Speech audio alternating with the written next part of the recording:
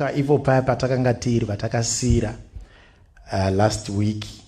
Toda kutende pana chapter 39 iyoyo, but nhasi toda kuverenga verse 2 chete. Mamwe mavhesi tichazomatarisa pakati pemharidzo. Toda kutangira, ndinofunga kuti zvatakaverenga last week tichiinazvo. Let's just look at verse 2, chapter number 39 of Genesis, verse number 2. Regai tikumbire vakambotibatsira nekuverenga kuti vativerengerewo.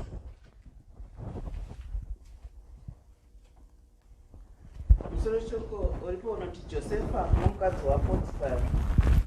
Jehovha zvino wakanga ana Josefa, akaramba achikwirira, akagara mumba matenzi wake. Amen. Rega ndikumbirira mama futi riri chirungu kai. Tinzwe kuti nechirungu futi riri kuti the Lord was with Joseph, and he prospered, and he lived in the house of his Egyptian master. The Lord was with Joseph, and he prospered, and he lived in Potiphar's house. Imwerotiwo, he lived in the house of his master. Tikota mise usoti namate baba. Ndinokutendai nekuda kwezwi renyu. Ridudzirei murimi, taurai zvamunoda kutaura kwatiri, nyasha dzenyu dziwanzwe. Mazvita Kristo ana masimba ose. Imi moga, mweya mutsvene, Jesu Kristu mwanakomana, shumirai kwatiri. Muzita ra Jesu weNazareta. Amen. Paya tamboti mumwe ari kumsoro ano tida rudo rwake erwaka komba Mwari wedu anotida. Hama zedu zinotiza, zvimwe dzinga atita mbudzi ihana kuti inyengedza Mwari wedu hano. Todai babapo hama zedu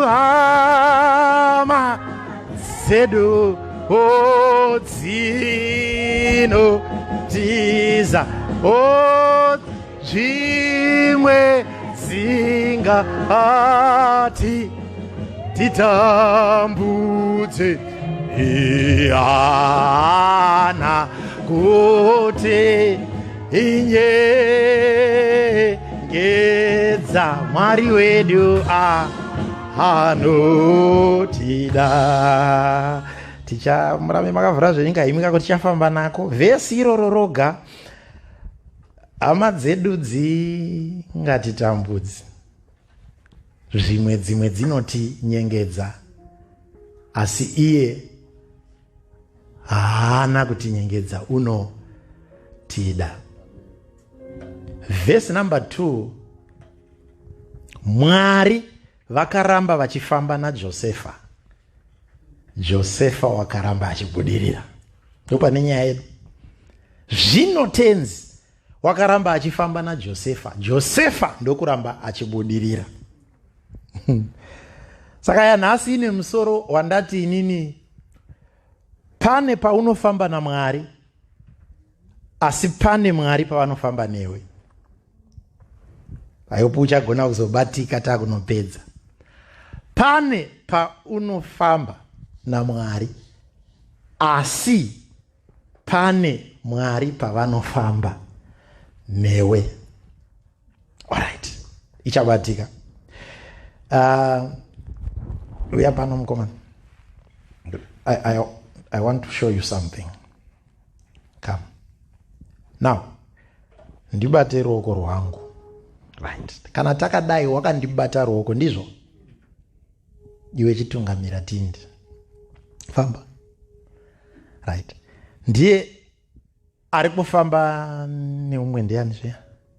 Tinashe ari kufamba neni. Ndizvo ka? Tinashe ari kufamba nani? neni. Zvinoreva kuti kwatiri kufanira kuenda ndiye ari kudi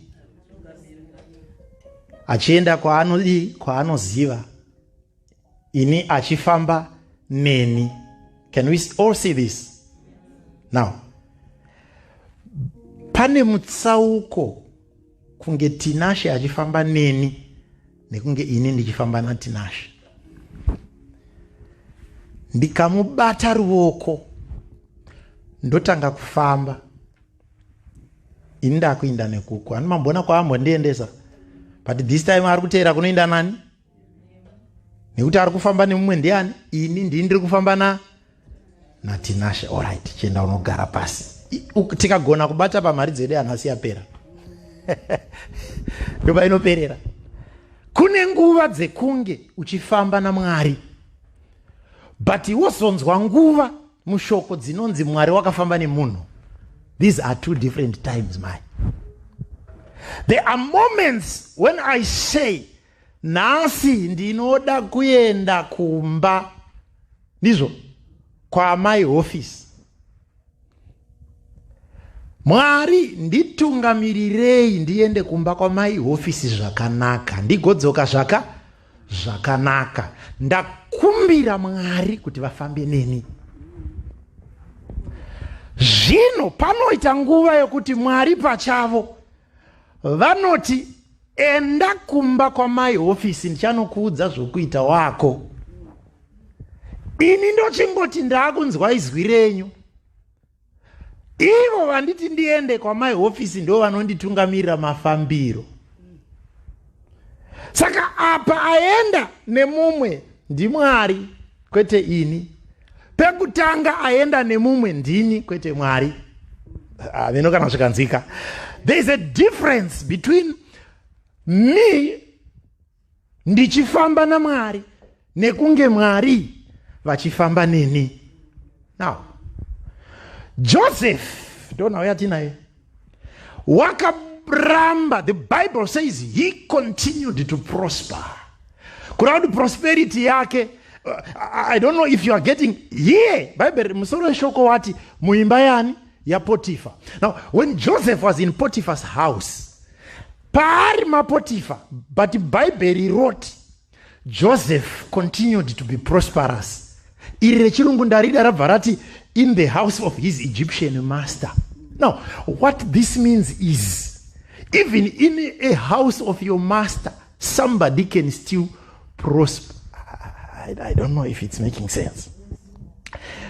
As long as it is God who is working with you, wherever you go, you are assured of prosperity because it is God. Vesiri ndo zviri kureva izvi. Joseph chakaita kuti ave ne-continued prosperity inyaya yekuti yanzi zvino Mwari wakaramba achifamba naJosefa. Hapana kunzi zvino Josefa wakaramba achifamba naMwari. There's a difference. It's not bad kufamba naMwari, but it's excellent kuti Mwari vafambe newe.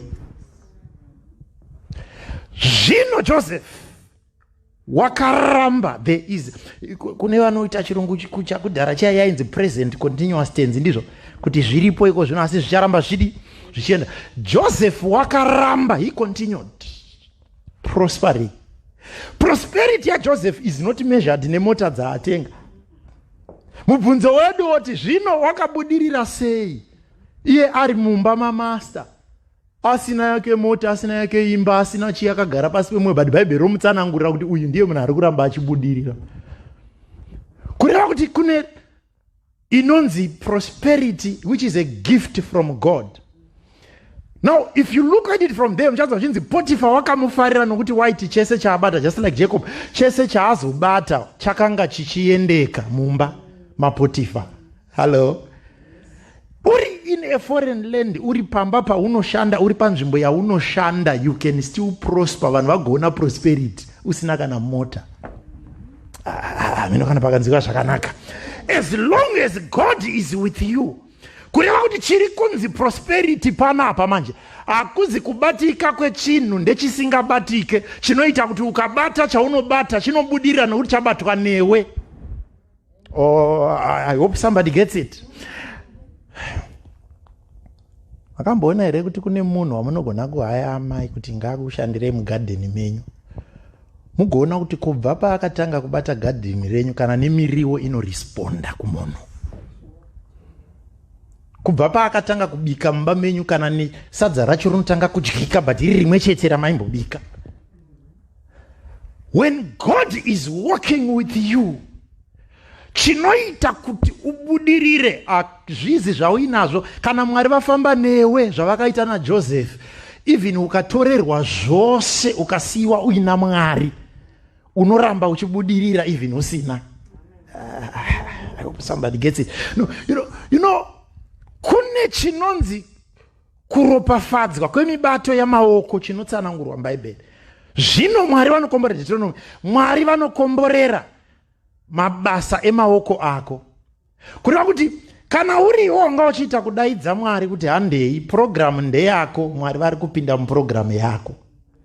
But kana vanga vari Mwari vari kufamba newe vachiti handei program ndeyamwari kwete yako, ukafamba muprogramu yaMwari saJoseph, you shall continue to prosper. No matter kuti hama, saka ndaimba paipa kuti hama dzedu dzinoti no matter kuti watizwa nehama, no matter kuti warambwa neshamwari, no matter kuti vekubasa vakuchinyira, no matter kuti wanyimwa mari yako, no matter whatever situation that you find yourself is, as long as it is God who is working with you, you are assured of covering. Ndo yakaonekwa naDavid kapaya maipa akanga akuti even though I walk through the valley of the shadow of death, I will fear no evil, for thou art with me. Ndinofarira amai shoko rinoti even though I walk through, for thou art with me. Mwari vaina David unoti kunyange ndikafamba nomumupata wemumvuri worufu. Do not understand something here. Panonzi kunyange ndikafamba nomumupata, hapana kunzi kunyange ndikafamba mumu. There's a difference yekufamba kunyange ndikafamba nomuDallas. Kunyange ndikafamba muDallas zvinhu tu zvakasiyana. Mutsauko wacho ndeuyu mai. Kunyange ndikafamba nomumu inonzi through. Through is not into. Tadzoka kuma preposition. Through is not into, and into is not through. Hello? Ukanzwa hama yako ikati ndichafamba nemuDallas, ziva kuti haasi kuyaumba kwenyu. Hello? Kune kwaari kuenda kusiri Dallas. Sandizve? Kune kwaari kuenda kusiri Dallas. Ukanzwa akati kunyange ndikafamba nomuDallas. Kana mai ndandingokufonda ndikudze kuti ndichauya nomuDallas. Ukanzwa atongoti ndichauya nomuDallas wati haasi kupinda muDallas, haasi kugara muDallas. Une kwaari kuenda but Dallas inzvimbo yekupfuura. Mupata wemumvuri worufu, David paanoti kunyange ndikafamba nomumupata wemumvuri worufu, what is simply saying is mupata hamusoma ndiri kugara, inzvimbo yekupfuura. For what reason? Because the Lord is with me. Ndobhaza kuti thy rod and thy staff they comfort. Handingotyi chinhu, handichatongotyi chakaipa nokuti munani? Muneni. Panozono ndi tsvimbo yenyu nemudonzvo yenyu. Pesa apa arikonzi imi nekuti imi muneni. For thou art with me. It's not for I am with thou. No. For thou art with me. Ane mumwe ndiani? Mwari ndiye anani? Ana David. Can you see the difference? So when God moves with you, it means you are not moving according to your program. So that's all about prayer. That's all thy will be done on earth as it is in heaven.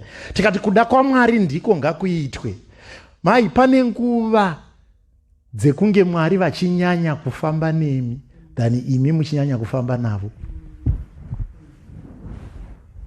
In reality, Romans yotichi kuna 6:23, for all have sinned and fallen short of the glory of God. Kanzi iye munhu pachaka haana kufanira, but kune nguva paupenyu Mwari dzavanofamba nesu. vakafamba newe, you are guaranteed. Chakanakira kukumbira Mwari kuti imimi batai ruoko rwangu mufambe neni. Chakanakira kukumbira Mwari kuti batai ruoko rwangu mufambe neni ndechekuti direction yaunotora iri guaranteed kuti iri safe. Decision aunoita ari guaranteed kuti achave successful. If it is God who is leading the way, namo yataita muchechi yanhasi ndeye vanhu vanoda kutungamira Mwari kuti Mwari vatevere pazvirongwa zvavo. Ndaiseka nemayouth kuJamestown ndikati vamwe unokumbira Mwari wakavhura ziso 1 wakavhara 1 ziso kuti Mwari brother ninge pane kuti ukumbire kuti Mwari ndipewo murume kwaye, unokumbira kuti Mwari brother munedai zvangoitapo pakati pangu na brother. Utori nedecision yako kudhara yekuti uyu ndiye wangu uyu. Hauna kunzwa kuti Mwari vari kuda zvipi, but urungoti ndiye toti Mwari kana akatondisiya iye kana kunamata handinamate, Mwari kana akandisiya iye kana kudya handidye, Mwari kana akandisiya iye. Ipapo unenge uchitonzwa kutoti wakaperera, but Mwari havapo, vari kudaidzwa mupurogiramu yako kwete yavo. And this is why a lot of us then fail at the end. Kuinga vanhu zvakaropafadzwa namufundisi vakauya vakatonamatira vakatoblesa vakadi iye zvino izvi zvakuchinja ndi Satani, chanyamba hapana Satani. Pane time yaunozoti waona kuti zvakuomawa kuti Mwari kuda kwenyu ngakuchiitwa. But bawa kuti Mwari kuda kwenyu ngakuchiitwa manje wakatembenga wafamba usina Mwari, Mwari vasiriwo vanga vakatungamira program yako. I don't know if somebody is hearing what I'm saying. I don't like to say this, but I will say it. Do you know kuti kana ukauya kuAmerica ukafunga kugarapo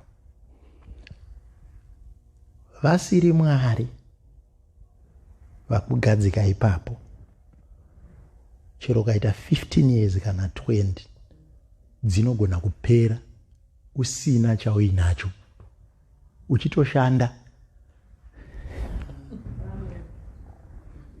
Halo? Uchitonzwa kuti but kana vasiri Mwari vakareva unogona kudzungaira urimo ugongochinja nzvimbo yekutamburira chete, asi kutambura kuchingovepo.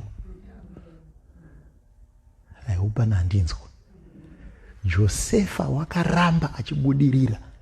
Vhesi yatangira pakuti tenzi wakaramba achifamba naJosefa. My prayer, munoza kuchema kwangu kwese mai ndiko kungoti Mwari musandisa panzvimbo, musanditendera ndichiinda panzvimbo yamusina kundiendesa. Don't allow me to be in a place that you have not allowed me to be in. Don't allow me to lead you. Ipapa tikapedza mari dzeanhasi yapera, tikuda kuti pakunamata kwedu tichinje manamatiro, kumbira kuda kwaMwari. Ukapinda mukosi ya Mwari zvinoendeka. Mira ndikuratidze nchakupa 1 2 3 4 examples tobva tanamata. Ukapinda mukosi ya Mwari zvinoendeka. Unokana zvikubatika. Handisi kuvhundudzira munhu handiri. Hapana wandatyisa. Hapacho takutozokuita vanoti Mwari kana zvakakuitikawo musikadiwo chigondibatsiraiwo zvenyu ndichiite zvakanaka. Now, when Joseph received this from the Lord and he continued prospering, munoziva here mai kuti pamberi pacho unonzi even apinda mujere wakaitwa in charge of other vasungwa. As long as Mwari varivo, even ukanopinzwa pai uchapfuura nokuti haugarimo. Even ukapinda munhamo yakaita sei uchapfuura nokuti haugarimo. Even mari dzikamboshota dzikashayikwa uri kupfuura fezi iyo nokuti hausiwe imomo. You are walking through because you are, the Lord is with you. What we need is for the Lord to direct our steps and to direct our paths. To hold my hand and move with me. To hold my hand and walk with me. When I fly, he flies with me. When I am down, he is down with me. When I'm up, he is up with me. When I fall with him. Because he is with me and he's holding my hand. This is what we desire. This should be our prayer. Like Joseph, batai ruoko rwangu Mwari. As I get into decision making, batai ruoko rwangu Mwari. Ndichienda kubasa chaiko randinofanira kuenda, batai ruoko rwangu Mwari.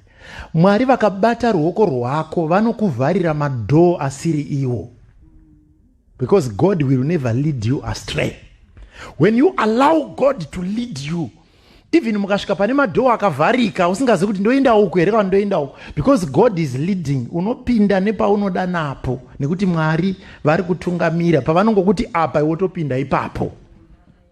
I don't know if I'm talking to someone. Amen yo. Ndipewa amen yekuno. So this is where the challenge is. A lot of people want to walk with God. They don't want to allow God to walk with them. Aha.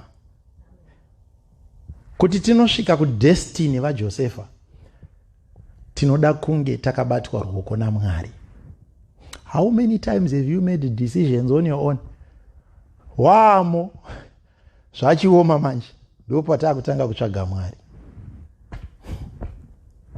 Kune vanhu vanokumbira kuna Mwari kana zvaipa, where we use God as a dustpan. Ratinongofunga kana paita marara mumba, tapedza kutsvaira tobvunza kuti akaona dustpan ndiani. Kana kuri sekumusha manje kwedu raibva ratorwa rokandwa kugomba ikoko nemarara zvese. Ndizvo chizengwete chokuchemarara chaingobva changokandwa kugomba ndisvika, because uku kwedu taaraita hakusina marara, tabvisa madota paaraita, tovesa moto yedu, togocha, toita sei, huni dzoveswa. Tichipedza kuvesa nehuni nechidwa, right, mangwana makuseni takuda kuvesa umwe moto, takuona kuti pane problem yada, ndo panotanga kutsvakwa nai veduwe akapedzisira kuona chizengwete chamarara ndiani. Tinongozochifunga kana taita nhamo yemarara. And this is exactly what a lot of people are doing right now. Unozoti zvaipa manje, ndo paunoda kudenza kuti Mwari huyai. Aiwa munhu kana amunhamo chaichiro kuchecha humutumi kuya kana kunamata kana maprayer anotoita kubvunzeka kuti hakuna here kana mama all night nechine munhu achinzwa kuti nekuti zvakaoma. Munomu hakuna munhu unonamata zvikuru somunhu urutsvaka mapepa. Hope handina kubata-bata. Akanzi kune prayer kuchechi yakati anotanga achaenda dzese achingoti chero panzi padai nyaya yemapepa angu Mwari, nyaya paanongoita chete, angoita chete kuchechi akutoda maflyer nemareminder kuti handei tinonamata Mwari. Soti munoziva zvinhu zvedu zvakazoita, munoguma umona musi wanopa testimony kuti zvangu zvakaita mai zvakaita, Mwari ngavakudzwe. Haiwa tokutendai Jesu munoshamisa, munoita minana nezvira. Haiwa yarohwa praise and worship nechiafara obva pa testimony yake. Zivai kuti musi iwoyo ndo wamunogona kupedzisira kumuona. Kudzai kuti mai mapepa aya akazoita zvekumabasa takungodaidzwa pese takungo. Pazvakanga zvakaoma unomutsvaka Mwari. Yet Joseph prospered continuously, and this is the reason why. Because why we kept on coming to Joseph, kuti he continued to prosper. Wakaramba achibudirira. Kuziva kuti even ourselves, it's possible that we can have continued prosperity. But the reason why tichita prosperity migano ndeye kuti tinongofunga Mwari pa certain phases. Wabudirira ipapo hauchadi woenda huko. Musi unozonzi ikoko zvaoma manje pamwe zvikwereti nechi zvakusona munhu nechi munomona futi akuya mai tatiripo mai taive tiripo techingokuonai pamafacebook tichitopinda tichitonzwa kuti zviri kuita. Imwe chiti komanga muri piko dza mabasa iwaya nechi kaona wadzoka muza kuti kune chaipa uko. Wadzoka. Zvikaita right futi achaonekwi. Ava vanhu ndo vanoda kufamba naMwari. Asi havatenderi Mwari kuti afambe navo. And when you do that in your life, you will have challenges. Pana ndinzwawo masikatano. Kune nguva dzimwe dzinotyisa. Do you know kuti you are not always at the same spiritual level in your life? Even ndiri kuparidza pano and misi haifanani. Kune madays andinonzwa kupera kuti simba hapana. Wotoona kuti apa ndapabuda sei, wotoona ndi Mwari zvawa. Because ivo vakakubata vakafamba newe paunoneta hauremi kudai paunoneta, because ndivo vari kutungamira. You always make a plan for you. Ndopaunoona kuti dzimwe nguva so unenge uchinzwa taitaura chazoiti last week but anjidi unozva pane time yekuti unenge uchitonyatso iwe wega, even makatogara pamuri apa mai mune muchitonzwa, pane time dzamunotonzwa kuti mazuva ano mweya wangu uri kure naMwari. Mwari havachinji kavanenge njanji, iwe ndio ungatobude murere yechitima. Njanji inoramba iripo, chitima ndo chingatobuda chinofamba nenjanji. Kana chazoita right chodzoka munjanji, njanji haichinjwe, chinochinja chitima. Mwari vanoramba varipo, havachinji. Saka tinobva toenda kure. Patati tanga tiri kure naye, wakatitenga neropa, zviro kwazvo nechokwadi, Mwari wedu anotida. Mwari unotida hama dzangu, especially tikamutendera kuti atibate iye afambe nesu. Some of the challenges that you are going through right now is because you decided and chose to make your own decisions without allowing God to hold your hand and decide for you. Unozama mai kune dzimwe nguva dzekuti unonzwa kuremerwa so. Imi mega muchanzana panapa ndinambozvinamatira izvi but zvoendeka. Prayer yekuti hold my hand God and walk with me inobatsira kuti panguva dzaunezenge mweya wakaderera, Mwari vanokuitira even wakaderera kudaro. Kangani kaunonzwa mai kwedu uko rova mazuva aiti tichiinda manje kare unozva kukura kunenge uchiinda namalevuka. Tipana malevu atakanga tiri ekuti umwe musi tinoburana kumba zviri normal and natural, matadza kutaudzana zvakanaka, motopinda mota 1 but musingataure. Mwanditarisa kunge kwava zvinamboitika.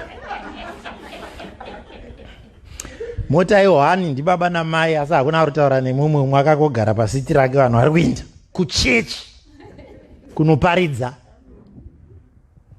Totosvika muchechi uchitonyatsoziva kuti mai ava vari kubata mabhegi avo vachibuda vakadai, ini ndiri kubata wangu ndichiinda ndakadai. Tichinopinda muchechi 1 tonogara umwe apa kumba kwabviwa kusingadi. Ndosimuka apa ndomira panapa ndobata microphone ndotanga kutorova vhangeri. Wonzwa wapedza kuti wakomana mafambiro andaita nhasi ase mazuva ese, chikero chachiri kumberi kudarika mamwe mazuva. Ukatora saka tofanira kugara takatsamwisana here kuti vhangeri rinyatso. Nyamba ukangogara waita munamato wokuti Mwari ndibatei ruoko, imimi mufambe neni, zvinoita kuti kunyange nemazuva auri low, God will take over and do it for you. Zvinoita kunge zvino but aripo masituation anosangana nevanhu paupenyu ekuti unonyatsoona kuti panapa ina handina kumbonamata kana ka 1, I was too low to even kneel down on my knees to pray, but God took you out because tina Mwari unotida. The moment yaunongogara munamato yako, amai munoziva zvatinoita kuno kuti mune muchienda kumabhengi muchinobenga mari muchibenga mari, pese pawawira uchinamata pamunamato wako wega wega ukasasiya statement rekuti Mwari bataiwo ruoko rwangu saJosefa mufambe neni, uri kubenga munamato. Day raunenge uri too weak to do anything, God tungamire. You will see kuti there are moments when he did not do the right things, but God fought for him because he had allowed God to be in control. You know, although yanga isiri tsika yakanaka, but tinoziva kuti nguva yehondo there were countries that were taken over, or areas that were taken over and developed into countries in Africa. Kana Zimbabwe yakanga yakatorwa nemaBritish, Mozambique yakatorwa nemaPortuguese. Kuti mune British rule muZimbabwe uye moita Portuguese rule muMozambique, zvaireva kuti kana imi muri wemuZimbabwe chero musiri muBritish, anything chaitika kwamuri against a Mozambican, yaiita kunge Britain yatatsurana neMozambique. I don't know if kana muri kubata zvandikutsanangura. Nyika iri kutungamira panguva iyoyo ndiyo inenge iine sei pane zvinoitika. Kana vakati ichi hachiitwe, ichi chinoitwa nokuti ndo vari kutonga. Saka patiri kuti tongai Jesu, tongai, what we are saying is iyemi chibatai and rule my life. Where I need correction, ndimi munondicorrecta. Where I need guidance, ndimi munondipa guidance. Where I need to move, ndimi munondipa direction. Where I need to plan, ndimi munoita kuti maplans angu abudirire. Once you allow God to hold your hand and move with you, auwire pasi. Chero vakakuzama havakukwanisi. You can only fall down but not out, and there's a difference. Hello? Vanhu kana vachita boxing zviya kudonha hakurambidzwe. Vakambozvona ground rebook kana kunokuno kwakanyanya wrestling stere vachita wrestling kudonha pasi aiwa hakurambidzwe, anogona kutodonha. Referee wozomhanya wotanga kuverenga, asanda kuverenga kuti 1 orova pasi, oti 2 orova pasi. Nai pane vakawanda ndakaona akawira pasi, so anonyatso relaxa. Referee orova ba 1 orova ba 2, paanosimudza ruoko kuti arove 3, ona iyo shasha yasimudza musoro. Kungosimudza musoro wototi mupenyu, mutambo fight yakutopfuurira mberi. Hello? When God is walking with you, you can only fall down but you will not be out. Hello? Your finances can go down but you won't be out. Your marriage can go down but you will not be out. Your education can go down but you will not be out. Kana Mwari vachifamba newe, Satani uchaverenga 1 wakarara kuti auya tapedza nayo, odzokazve okurova futi chimwe 2 wakarara unzi tapedza nayo. Paanosimudza ruoko rwetatu kuti arove pechitatu, ndo pachaona ziso richipfakanyika kudai 1 ngoti unzi amupenyu, mutambo ngaupfuurire. That is what happens when God walks with you. When you are weak, he becomes your strength. When you are poor, he becomes your wealth. Hello? When you don't have power, he becomes your energy. Mwari vakafamba newe vanobva vakavhira pose. You know, hama dzangu ndinoziva kuti vazhinji they think kuti ndoramba ndikupa minzaniso kwedu kuno dzimwe nguva wakazobata vamwe vazhinji vanofunga kuti semufundisi hauwirwi nematambudziko because ivo vajaira kuona ivo uchinamatira vane matambudziko. And in most churches, people don't pray for their pastors. Do you know? Because they think it's the duty of the pastor to pray for me. Sakaya hatombofungi kuti pastor vanoda munamato wangu. But I tell you, principle ya Satan is one. Strike the shepherd and scatter the sheep. Your principle yake. Achida kudhila nesu panapa takamira takadai so. Anosvikorova apa. Anoziva kuti ndikarova apa vanoparara vesa. Hello? That's what he does. Akatanisha ava anoziva kuti chechi yese yaenda.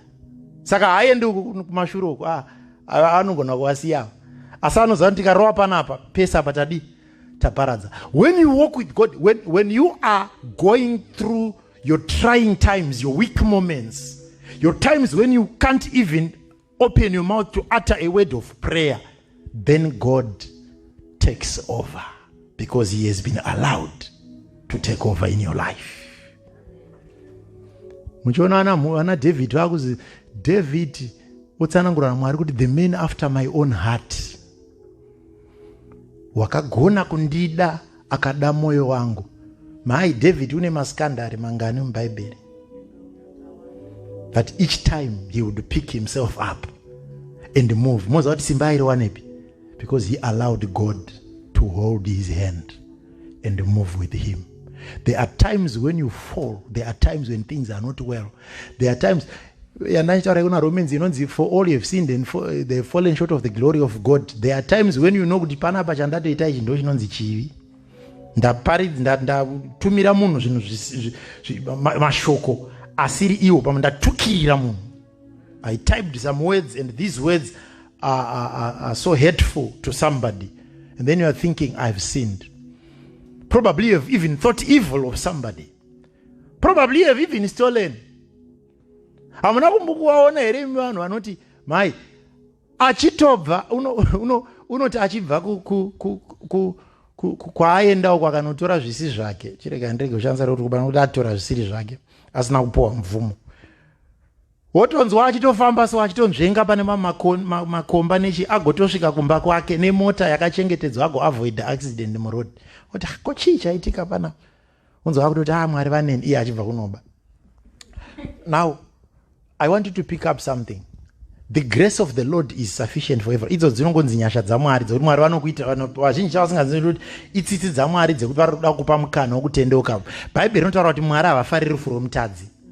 So whenever you see the wicked living longer, it simply means God is giving them a chance to repent.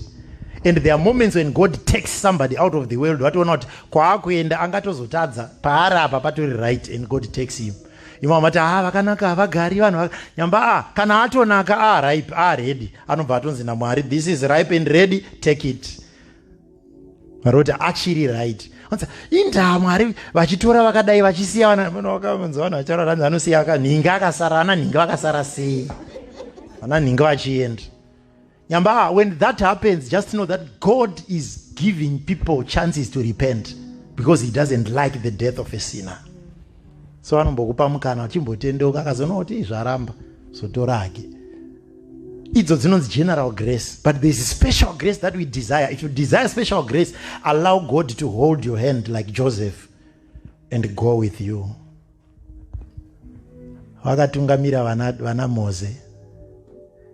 Even Mose arova dombo against his instruction, wakangopuwa upenyu akanzi Kenani uchaiona, ungatadza zvako kuzopinda asi uchaiona.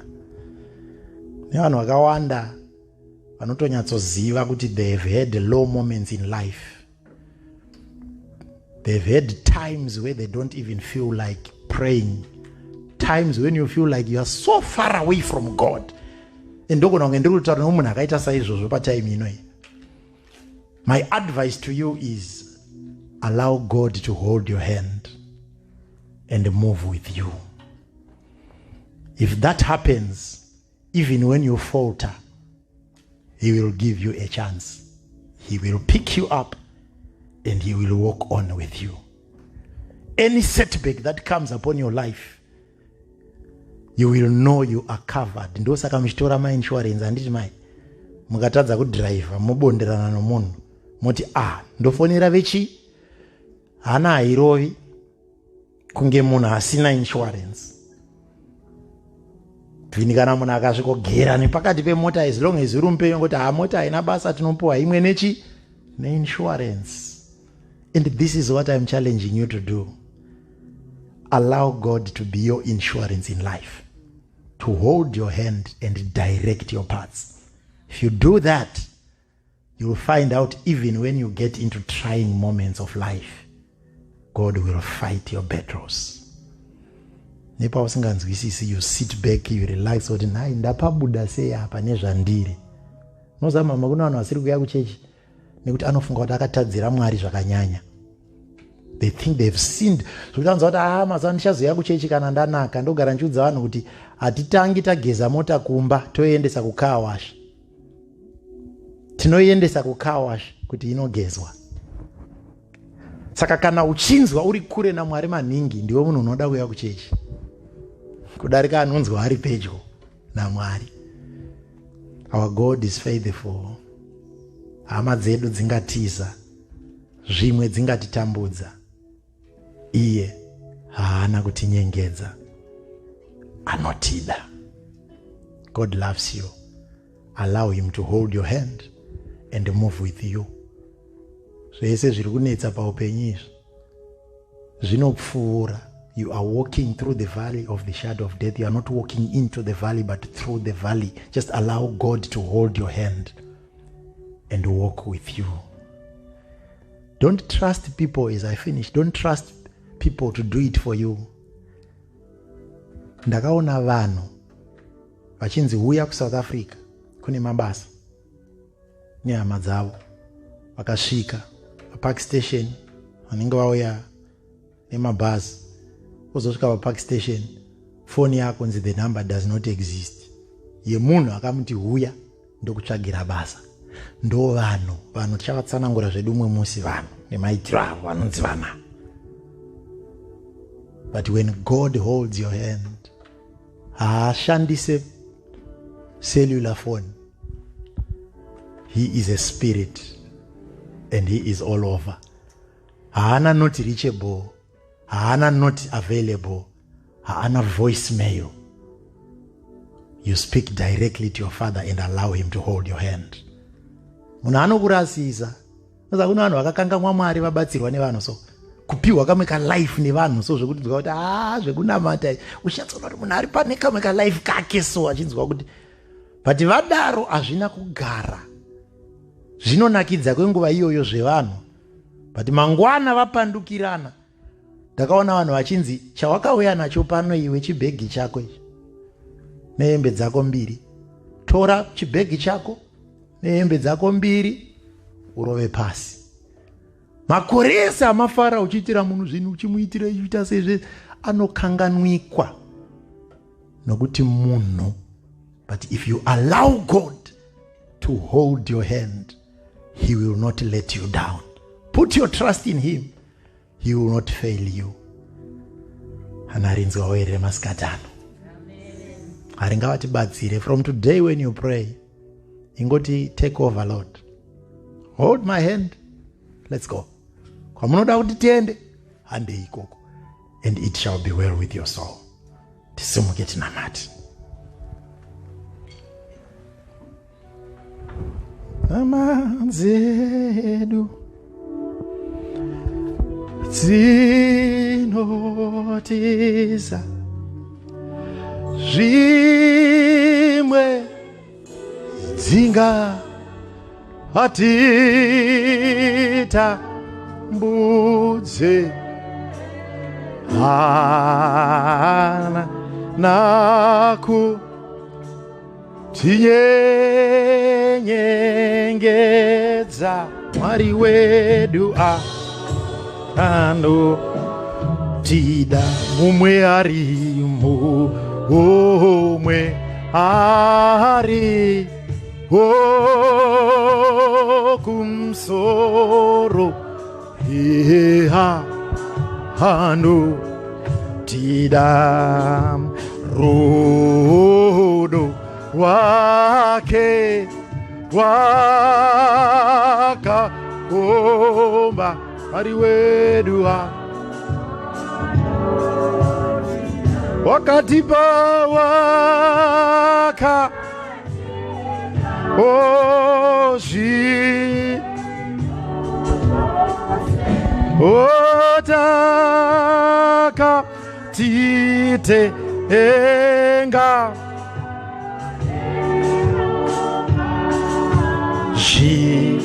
hiro kwasho necho kwa Mwari wedu tinokutendai Baba, nyasha dzenyu dzakatiringana mazuva ese. Munamato wedu masikatano Jehovah, batai mumwe munhu ruoko right now. Batai mumwe munhu ruoko mufambe naye. We have situations where a lot of us can't see even direction. Yekoti kuri kuenda upenyu hwedu. Tine situation atiri kuona rima Baba kusaziva kuti mangwana pachamira sei, tichadyei, tichange tiripi, tichapfekei. Nekuda kwokuti takaita choices ekufamba tega. But masikatano Mwari ndakunamata, rangarirai vana venyu patakaita decision ekuzviita tega tikudaidzai situation. Chitibatsirai Baba, take over Lord. Hold somebody's hand and begin to walk with someone. Hold somebody's hand and begin to walk with someone. Begin to muri Mwari vane nyasha Baba. Patakarasika chitipai direction. Patakaita zvisiri chitiratidzai zviri. Patakafamba tichirasika tipeiwo gwara renyu. Asi kubva nhasi Baba musatisiya toga. SaJosepha, we want to continue to prosper, but hold our hands and lead the way. Una umwe munhu Baba akatarira kana kuteerera panguva ino, tambanudzai ruoko rwenyu. Anokudai pasituesheni yake iyi, kana nevanhu vakaedza zvese zvakaramba, kana nehama dzakaedza zvese zvakaramba, nokuti vanhu vanonyengedza. Asi imi Mwari munoda nokusingaperi, nokuti muri rudo. Batai ruoko rwake, batai ruoko rwake, batai ruoko rwake. Fambai naye, mubuditsei mumadhaka, mubuditsei mumatope, mubuditsei Mwari mune zvinogumbutsa, mubuditsei musimudzei paakawira pasi. Anga asina tariro, Baba mupei tariro. But from now on, regai kumusiya ega angaparara. Regai kutisiya tega Baba, tinonyura, tinoparadzwa nenyika ino. Tibatsirei Jehovha, batai ruoko rwedu, mufambe nesu. Muzita raBaba neromwanakomana neromweya mutsvene. Amen. Tingatora nzvimbo dzedu.